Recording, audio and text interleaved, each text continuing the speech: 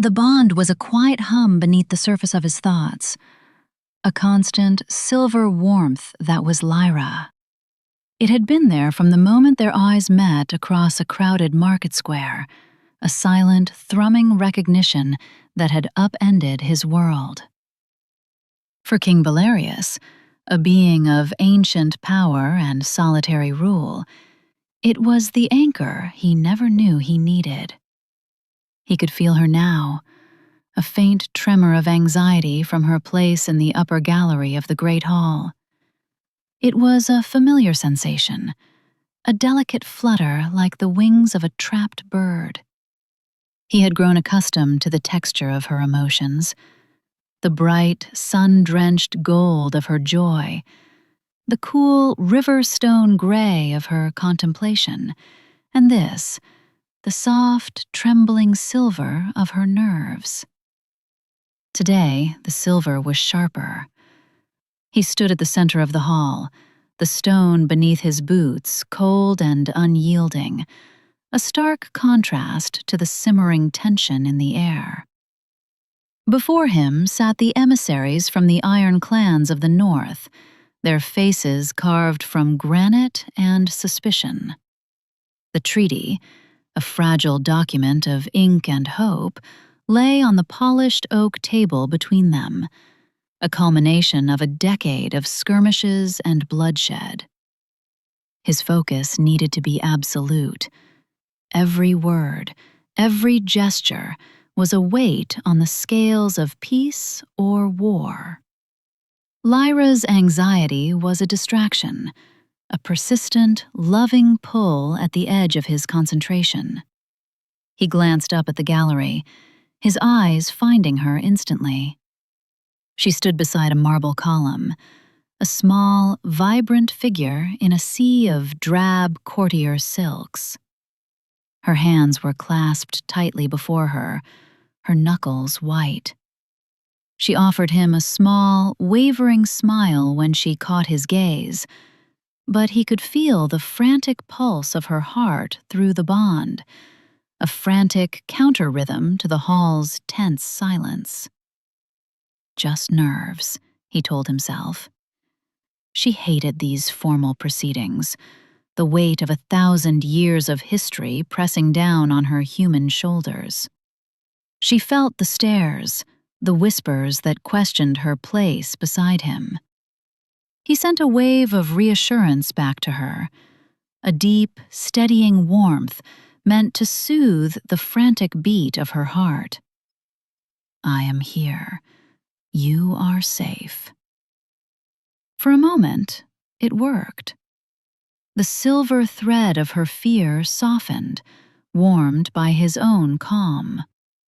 But as the clan chieftain, a bear of a man named Borin, began to speak, his voice a low growl that scraped against the high ceilings, her anxiety flared anew, sharper this time, laced with something colder.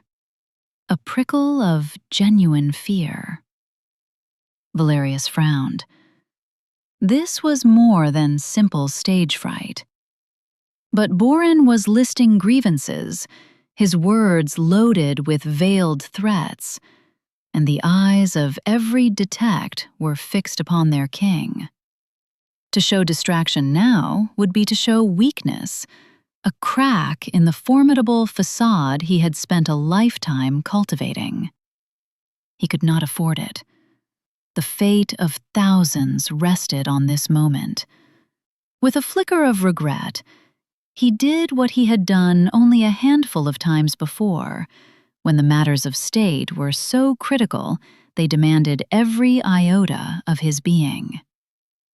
He reached inward, to the core of his power where the bond with Lyra was anchored, and gently, carefully, he muted the connection.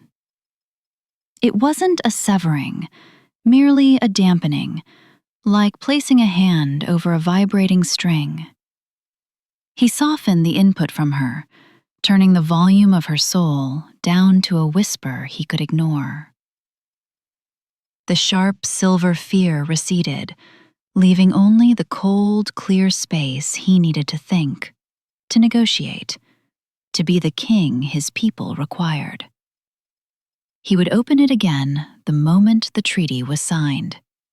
He would find her, wrap her in his arms, and soothe away whatever trivial fear had taken root in her heart. He cast one last glance toward the gallery. She was still there, her face pale, her eyes wide. He gave a subtle, reassuring nod, a promise he intended to keep, and turned his full attention back to the wolves at his door. The hours bled into one another, a grueling marathon of diplomacy. Words were weapons. Silences were shields.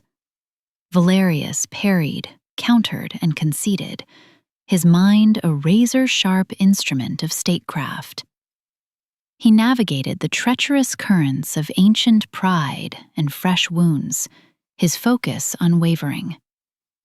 The silence where Lyra's soul usually resided was a strange, hollow peace, an absence he refused to examine too closely.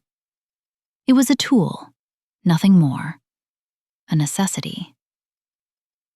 Finally, a breakthrough, a concession from Borin, a grudging nod of agreement.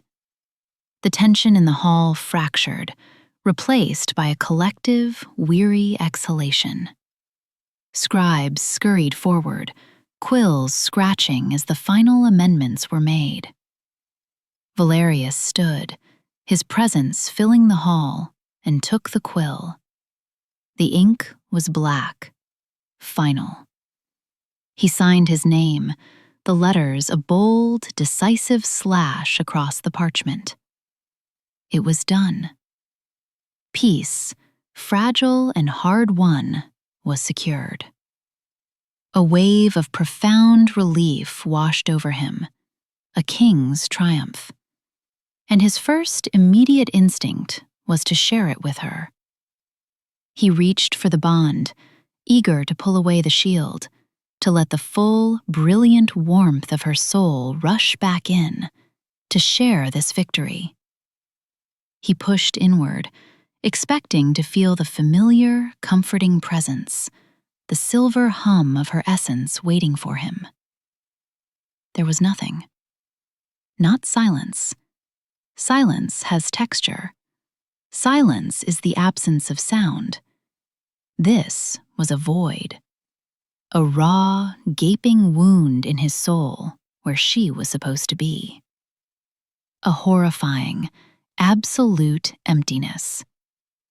The triumph of a moment ago curdled into ice-water dread. He pushed again, harder, a frantic, desperate search for the connection that was as vital to him as the air in his lungs. Nothing. It wasn't muted. It wasn't distant. It was gone, snapped, severed like a thread cut with a blade of cold iron, the ends left frayed and bleeding into nothingness. A physical wave of nausea crashed through him. The world tilted, the edges of his vision blurring. The triumphant murmurs of the hall faded into a dull roar. The bond hadn't just been a connection, it was a part of him, a vital organ, and it had just been ripped out. He stumbled back from the table, a strangled sound tearing from his throat. The clan chieftain, Borin, looked at him, his hard eyes widening in alarm. "Your Majesty?" Valerius didn't hear him. He was looking at the gallery, at the marble column where she had stood.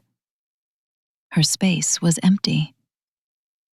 The hollow in the hall mirrored the hollow in his soul. She's gone. The thought was not a thought. It was a certainty that landed with the force of a physical blow. The fear he had so carelessly muted hadn't been anxiety. It had been a warning, a desperate, screaming cry for help that he had willfully ignored. The cold dread ignited into a white-hot inferno of rage. It was a fury so vast, so ancient, it shook the very foundations of the castle. The air in the great hall crackled with raw power, the temperature plummeting until frost bloomed on the high arched windows. The grand tapestries lining the walls began to smolder. The emissaries, moments ago celebrating a new era of peace, scrambled back in terror, their faces pale masks of fear. Belarius's eyes, normally the color of a calm forest, burned with a terrifying inner light. "Guards!" The word was not a command, it was a cataclysm. It shattered the stunned silence, echoing with a power that made men's bones ache. His royal guard, clad in silver and black, burst into the hall, swords drawn, finding not an external threat, but their own king radiating an aura of absolute devastation. "Seal the city," he commanded, his voice a low, chilling whisper that carried more menace than any shout. No one enters. No one leaves. In the captain of the guard, a man who had served him for 50 years and had never seen him lose his composure. "Find my queen." He strode from the hall, his movements unnaturally fast, a predator unleashed. The delegates flattened themselves against the walls to avoid his path. The treaty, the peace, the kingdom, all of it was ash in his mouth.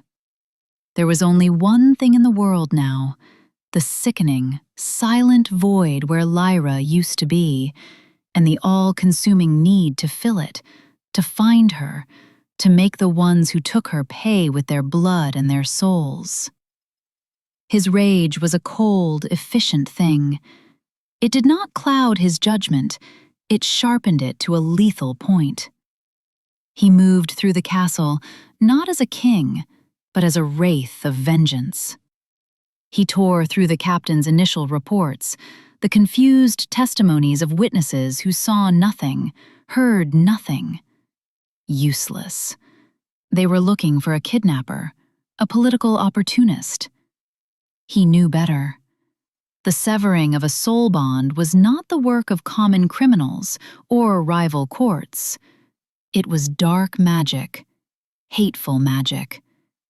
There was only one group with the knowledge and the malice to perform such an act: the Slayer Guild.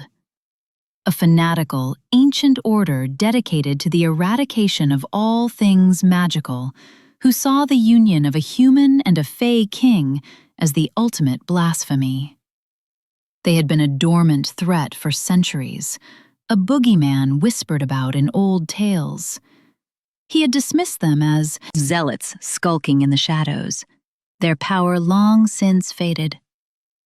A fatal miscalculation. He summoned his shadow guard, the elite, unseen operatives who moved through the city's underbelly like smoke. "The guild," he told them, his voice devoid of all warmth. "Find their scent. I want every sympathizer, every informant, every last rat that scurries in their name. Burn them out." He did not wait in his throne room. He did not delegate. He led the hunt himself. For 3 days and 3 nights, he tore his own kingdom apart. The city became his hunting ground. He moved through the rain-slicked cobblestone streets, a figure of terrifying purpose, the void in his chest a cold compass guiding his wrath. He interrogated informants in darkened alleyways, his power a crushing weight that squeezed the truth from their lying lips. He shattered the doors of underground meeting halls, leaving behind only silence and the smell of ozone. He found their first safe house on the second night. It was a nondescript tannery near the western wall. He didn't bother with the door. He ripped it from its hinges with a gesture, the wood exploding inward. Inside, 3 guild members were gathered around a table, their faces etched with fanaticism. They reached for blessed iron daggers, but they were too slow. Valerius was on them before they could draw a breath, a blur of shadow and fury. He did not ask for information, he took it, ripping it from their minds with a brutal telepathy that left them hollowed-out shells. From their shattered thoughts, he gleaned a name, the Sanctum of Austerity, an old, forgotten monastery in the Grey Fang Mountains, a place rumored to be a nexus of dampening magic, a place where his own power would be lessened. And he saw an image from their minds, Lyra, pale and unconscious, being carried through a stone archway carved with hateful, nullifying runes. She was alive. The knowledge was a shard of light in the suffocating darkness of his soul, but it did not quell his rage. It focused it. The slaughter at the tannery was a message. By dawn, the story had spread through the city's underworld like wildfire. The king was on the warpath. There was no mercy to be found. The journey to the Grey Fangs was a blur of storm clouds and wind-lashed trees. He rode his great black charger, a beast of fey lineage with eyes of smoldering ember, pushing it to its limits. His guards struggled to keep pace. The physical world seemed to mirror his internal torment. The sky wept a cold, ceaseless rain, and the wind howled through the mountain passes like a grieving spirit. With every mile, the gnawing emptiness inside him grew more profound. He had always known where she was, what she felt. Now, there was only the void, a constant, agonizing reminder of his failure. He had prioritized a piece of paper over the safety of his own soul. The guilt was a poison, twisting his grief into a more potent, more lethal rage. He reached the sanctum as the bruised twilight of the third day bled into a starless night. It was a jagged silhouette against the churning gray sky, a fortress of cold stone clinging to the mountainside like a parasite. The air itself was different here, thin and heavy, tasting of dust and old hatred. He could feel the dampening effect of the place, a subtle pressure against his power, like trying to run through water. It didn't matter. He would tear the mountain down with his bare hands if he had to. He did not bother with stealth. He dismounted, his silver-chased armor gleaming dully in the gloom, and walked toward the main gate. The slayers were waiting. Archers lined the parapets, their arrows tipped with cold iron. A dozen heavily armored fanatics guarded the entrance, their swords and axes etched with runes of suppression. A man in the robes of a high priest stepped forward, his face a mask of smug certainty. "King of abominations," he called out, his voice thin and reedy.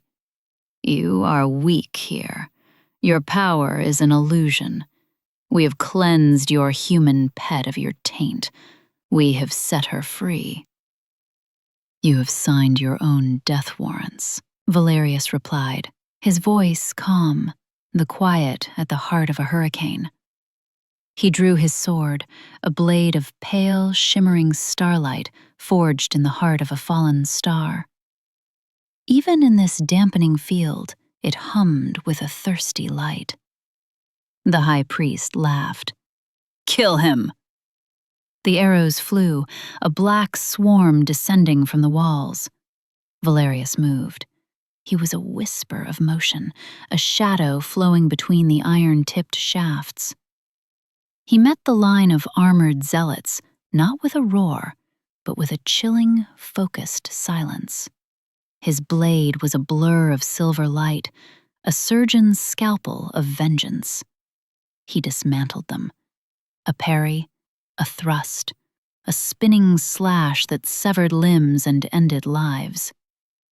He moved through their ranks with an inhuman grace, their heavy armor and blessed weapons proving useless against his speed and preternatural skill. Their screams echoed off the stone walls, brief and sharp, before being silenced forever. He left the high priest for last. The man stood frozen, his smugness shattered, his eyes wide with the terror of a man who has just realized he has provoked a god. Valerius stopped before him, the tip of his star-forged blade dripping with blood. "Where is she?" he asked, the words colder than the mountain wind. The priest spat a wad of bloody saliva. "She is purified. The bond is broken. You can never have her back. She is free of your—" Valerius did not let him finish. He drove his sword through the man's chest, the starlight blade incinerating the hateful runes on his robes. He held the priest's terrified gaze as the life fled from it. "She was never a prisoner," he whispered to the corpse, before letting it fall to the stones. He pushed the great iron-bound doors of the monastery open. The interior was a cavern of cold shadows and flickering torchlight. The air was thick with the scent of bitter incense and something else, something metallic and arcane. And at the far end of the main nave, he saw her. She was in the center of a circle of carved runes that seemed to drink the very light from the air. She was bound to a stone altar, her wrists and ankles held by cuffs of dark, pitted iron. She was awake. Her head was slumped forward, her vibrant auburn hair matted with sweat and grime. But her chest rose and fell in a steady rhythm. She was alive. The last of the guild, a half-dozen of their elite guard, stood between him and the altar, their expressions grim and resolved. They were ready to die for their cause. "So be it," Valerius breathed. The final battle was not a battle. It was an execution. The dampening field slowed him, but it could not stop him. His grief and rage were a fuel that burned hotter than any magic. He moved through them, his sword a song of righteous fury. He was no longer a king. He was a husband, a mate, and the sanctity of his love had been violated. He left nothing but bodies in his wake, a final, brutal testament to their failure. He approached the altar, his boots crunching on shattered stone. The world narrowed to the small, still figure at its center. He reached out, his power surging to shatter the iron cuffs. They crumbled into dust. He gathered her into his arms, his movements infinitely gentle.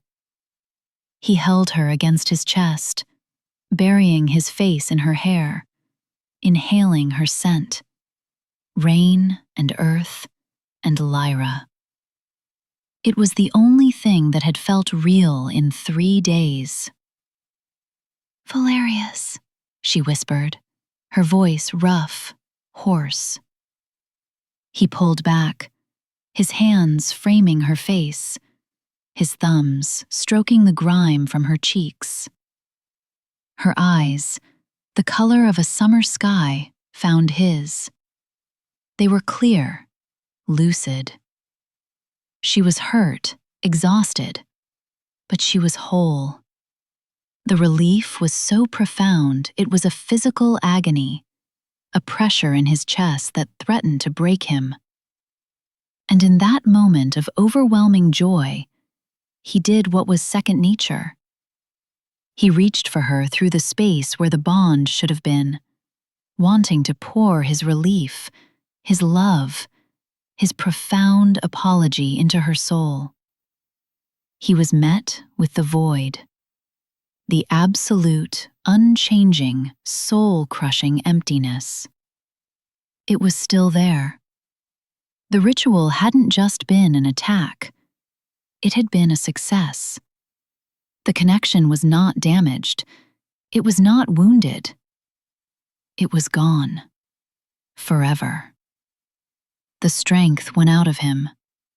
The power that had leveled an ancient order, the fury that had made mountains tremble, all of it evaporated, leaving behind only a man hollowed out by loss. He had her in his arms. Her heart was beating. She was breathing his name. But the part of her that had lived inside him was dead. The silence was a roar in his ears, a deafening proclamation of his failure. He sank to his knees, pulling her with him, unable to support his own weight. The great and terrible King Valerius, who had just slaughtered 24 fanatics without a scratch, knelt on the cold, blood-stained floor of his enemy's sanctum and broke. A dry, ragged sob tore from his throat. He held her tight, his body trembling with the force of his grief. He had won. He had rescued her. And he had lost everything that mattered. The silence in his soul was his eternal punishment for muting her cry for help. Lyra stirred in his arms, her hands coming up to weakly cup his face. Her touch was hesitant but real. He could feel the calluses on her fingertips, the warmth of her skin against his. It was a grounding sensation in the dizzying vortex of his grief. She looked at him. Her blue eyes filled not with fear or pain, but with a profound, heartbreaking tenderness. She saw the devastation in his face, the utter despair in his soul, and she understood. "It's quiet, isn't it?" she whispered, her voice still raspy. The words were simple, yet they held the weight of their shared loss. She felt it too, the absence. For her, it must be like losing a limb, a sense she had come to rely on. He couldn't speak. He could only nod, a jerky, desperate movement. He pressed his forehead against hers, closing his eyes against the sight of her pain. Pain he had allowed to happen.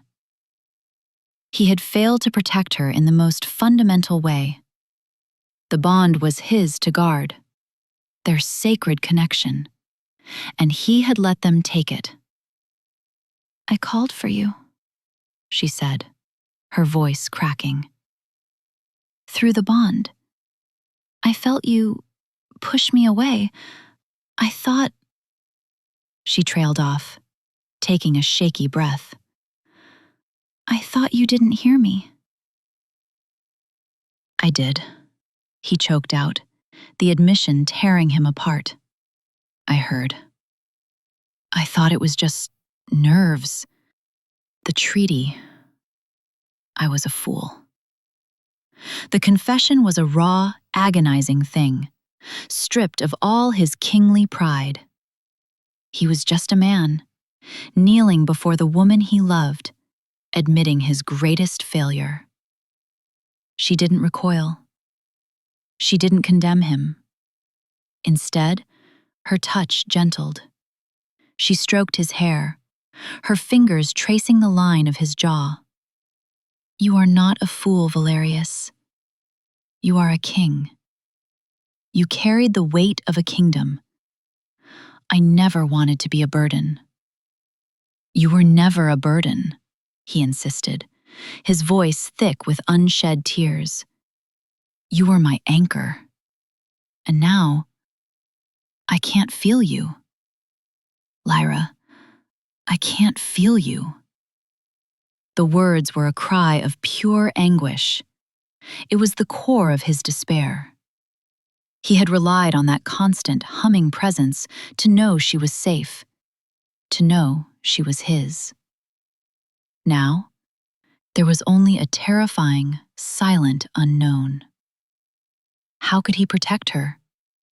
How could he even know if she was all right when she was in the next room? She watched him, her expression full of a sorrowful wisdom. She saw the powerful Fey King, lost and terrified by a silence he had never known. Slowly, she took his hand, his large, calloused hand that had just wielded a sword with lethal grace, and guided it to her chest. She pressed his palm flat against the thin fabric of her tunic, directly over her heart. His fingers splayed against her, feeling the delicate structure of her ribs, the impossible warmth of her skin. And then he felt it. A steady, rhythmic thump. A quiet, persistent beat.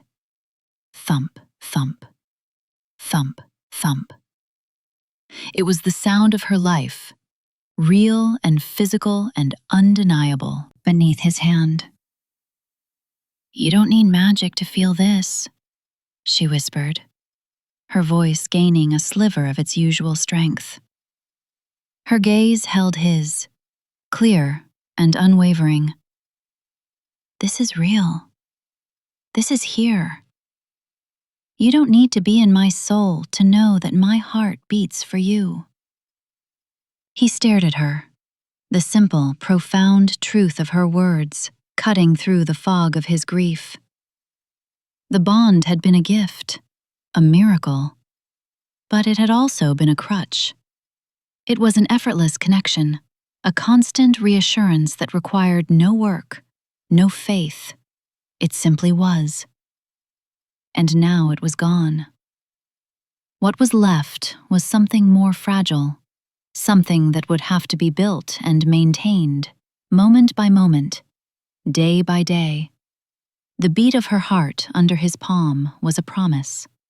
It was not the all-encompassing hum of her soul, but it was something. It was proof. It was a starting point. He could feel the steady pulse of her life, a rhythm he could learn, a cadence he could trust. "You don't need magic to know I'm yours," she repeated, her voice soft but firm, a vow in the echoing silence of the desecrated temple.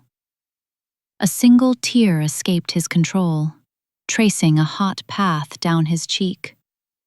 It was a tear not of grief, but of a dawning, fragile hope. He had lost their magic, but he had not lost her. She was here, in his arms, her heart beating against his hand, offering him a new way forward, a human way. He leaned in and kissed her, a kiss that was not about passion or power, but about gratitude and a desperate, clinging tenderness. It was a promise. He wrapped his arms around her more tightly, lifting her from the cold floor. He would get her home. He would see her healed, and he would spend the rest of his eternal life learning to listen not with his soul, but with his heart. He would learn to trust her words, to read the language of her body, to have faith in what he could not magically sense. He carried her out of the sanctum of austerity, leaving the bodies and the broken runes behind in the darkness. He stepped out into the cold mountain air, into a world that felt both empty and full of a daunting new possibility. The void in his soul remained, a scar that would never fully heal. But in his arms, he held Lyra. Her head rested on his shoulder, and he could feel the soft puff of her breath against his neck. He held his hand over her heart, feeling its steady, reassuring rhythm. The bond was gone, but their love remained. And he was beginning to understand that love was not a state of being, but an act of will. A choice made every day. A promise to keep listening, even in the silence. The journey back was a study in this new, silent language. Before, their travels had been filled with a constant, unspoken conversation. He would feel her wonder at the sight of a hawk soaring on an updraft, and he would send back his own quiet appreciation. She would sense his weariness from a long day's ride, and her inner warmth would be a balm to his spirit. Now, there was only the sound of the horses' hooves on the trail and the whisper of the wind through the pines. At first, the silence was an agony for Valerius. Every few minutes, his instincts would reach for the bond, hitting the same horrifying emptiness. A fresh jolt of loss every time. He found himself constantly turning in the saddle to look at her, needing the visual confirmation that she was still there, still safe. She rode beside him on a gentle mare, wrapped in his own thick cloak. She looked small and fragile, the shadows under her eyes a testament to her ordeal. A fresh wave of guilt would wash over him each time he saw it. On the second day of their return journey, she noticed his constant anxious glances. She nudged her horse closer to his until their knees were almost touching.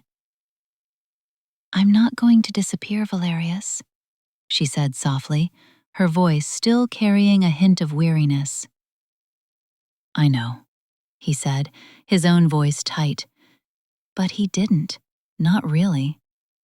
The bond had been his certainty. Without it, he was navigating in the dark. She reached out, her gloved hand resting on his forearm. A simple touch. It was not the soul-deep connection he was used to, but the pressure was real. The warmth seeped through the leather of his gauntlet. "Talk to me," she urged gently. "Don't just look, ask." It was such a simple concept, yet it felt revolutionary. He had never needed to ask. He had always known. He took a breath, the mountain air sharp in his lungs. "Are you cold?" he asked, the words feeling clumsy on his tongue. A small smile touched her lips. "A little, but your cloak is warm." "Are you in pain?" "My wrists are sore, and I am tired down to my bones, but I will heal." She squeezed his arm. "See? It's not so hard." He looked at her, truly looked at her. He saw the faint lines of exhaustion around her eyes, but he also saw the resilience shining within them. He saw the strength that had allowed her to survive, to face him not with blame, but with compassion. He had fallen in love with her humanity, her vibrancy, her courage. None of that had been tied to the bond. The Slayers had taken their magic, but they couldn't touch the substance of who she was. That night, they made camp in a sheltered clearing. His guard, sensing the profound shift in their king, kept a respectful distance. He sat with Lyra by the fire, sharing a simple meal of bread and salted meat. He watched the way the firelight danced in her hair, turning the auburn strands to copper and gold. He watched the way she held her hands out to the warmth, her long, elegant fingers curled toward the flames. These were details he might have overlooked before, his attention always drawn to the inner landscape of her soul. Now, the physical world of her, the small gestures and expressions, became his new text, a language he was desperate to learn. After they ate, she leaned her head against his shoulder. He instinctively wrapped an arm around her, pulling her close. The silence between them was no longer a gaping void, but a quiet space. He could hear the crackle of the fire, the chirp of crickets in the darkness, the soft sound of her breathing. He rested his cheek on the top of her head, inhaling the scent of wood smoke and her. "I'm sorry," he whispered into her hair, the words he'd been unable to say in the sanctum. "For everything, for not listening, for letting them take you." She shifted, tilting her head back to look up at him. Her expression was serious. "I have been thinking about the bond," she said, her voice low. "It was beautiful. It was a miracle. But it wasn't always easy. To have no secrets, no private corner of your own heart, to feel your every worry, your every burden of the crown, as if it were my own. Sometimes, it was overwhelming." He stared at her, stunned. He had always seen the bond as a perfect, unalloyed gift. It had never occurred to him that for her, a human, it might have been a weight, another way in which his world had demanded she change, adapt, become something more than what she was. "I never knew," he said, his voice laced with a new kind of regret. "How could you?" she replied with a sad smile. "You were born with power. I was not. You could shield your thoughts when you needed to. I was an open book. I love you, Valerius. I loved sharing that with you. But maybe this is a chance for us to be equals in a way we couldn't be before. For you to learn my thoughts because I choose to share them, and for me to have a quiet place to keep them until I'm ready." Her words settled deep inside him, planting a seed of understanding in the barren soil of his grief. He had been mourning the loss of his connection to her, his window into her soul. He hadn't considered he was also mourning the loss of his control, his effortless knowledge. What she was offering was harder. It required patience. It required trust. It required him to have faith in her, to believe what she told him, to respect the boundaries of her own heart and mind. He brought his hand up to cup her cheek, his thumb gently stroking her skin. "I will learn," he vowed, and it was a promise more profound than any treaty he had ever signed. "I will spend the rest of my life learning to listen to you, Lyra, with my ears, with my eyes, with all of me."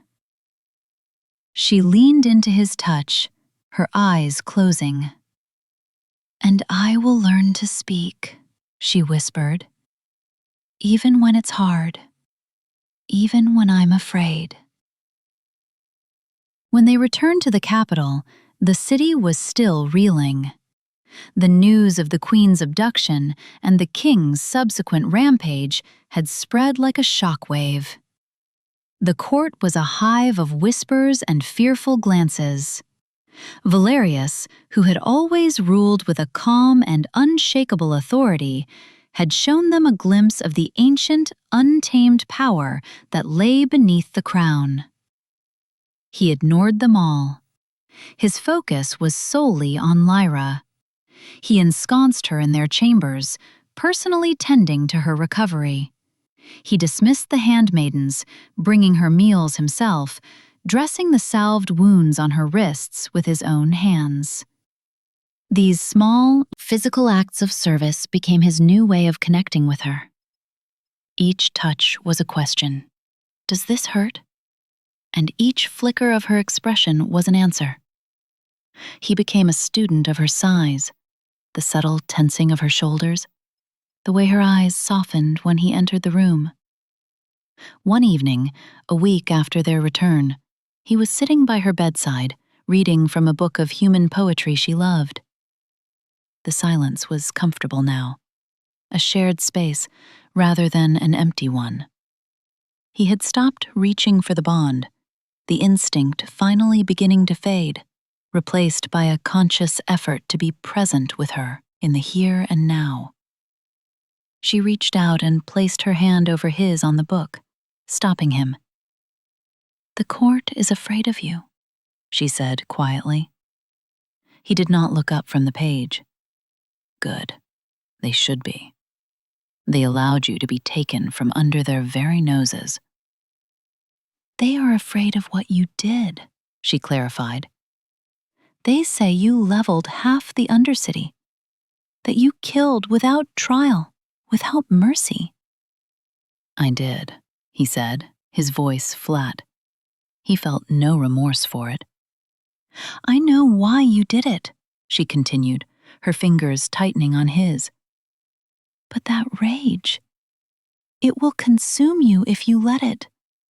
That is not the man I love. The man I love builds treaties.